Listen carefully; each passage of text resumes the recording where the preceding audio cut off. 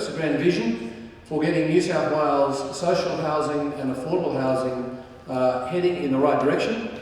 If we can actually add to that and make sure that as a new government in this area, we do our very level best to ensure that we can gather from you all of your input today, then this will be a very successful day.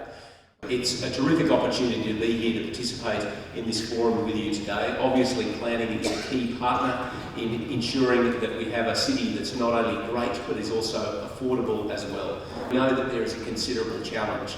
Already statistics are indicating that, and this is consistent with other global cities around the world, that around 40% of people on moderate incomes are facing housing stress. It is a huge opportunity. The private sector is frankly busting to help, and without it you won't get significant progress. And I think where one ought to be focusing our thinking when we come to the real part of the afternoon is on how do we actually get the governance and the execution right, how do we actually get a bit of a risk-taking approach, how do we trial some of the initiatives which have been referred to, rather than analysing them to death, actually have a go. So the purpose of today, just to recap, is not to go over the challenges. You all know that. You all know that the stock doesn't meet the need of those on the list. 60,000 is too great. The supply is insufficient. The mix of tenants, now with nearly 20% living with a disability or mental illness, the housing stock is not to their need.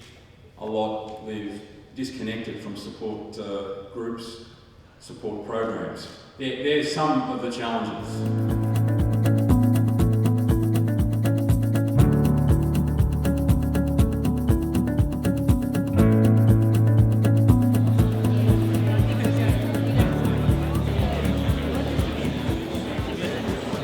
It seemed like our first priority was, which was what we were talking about, that there was more affordable stock and more diverse products that would provide choice and flexibility and pathways to independence.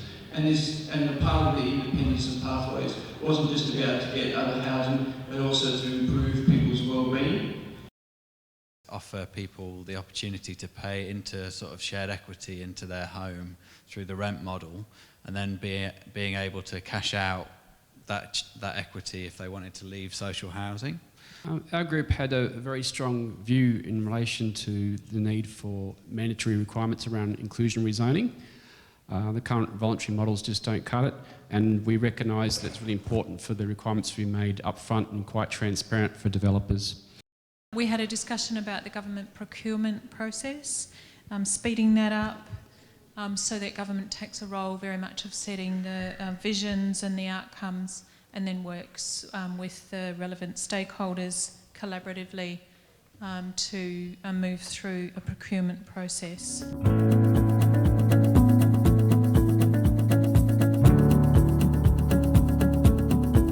I was really interested to be sitting at a table with, land lease, bureaucrats, community housing providers, a real interesting mix of bods who seem to have all come to the same conclusion that they want to make some social impact.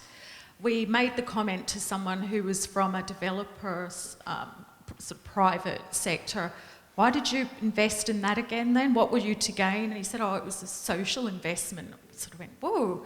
So I think there's a moment in time where there seems to be an agreement that people want to work together, that we need to shake it up. I felt that it was palpable at our table that there's this moment in time where we actually have to make some big, bold decisions, and we have to be able to actually say there might be bits that fail and bits that work, and that's okay.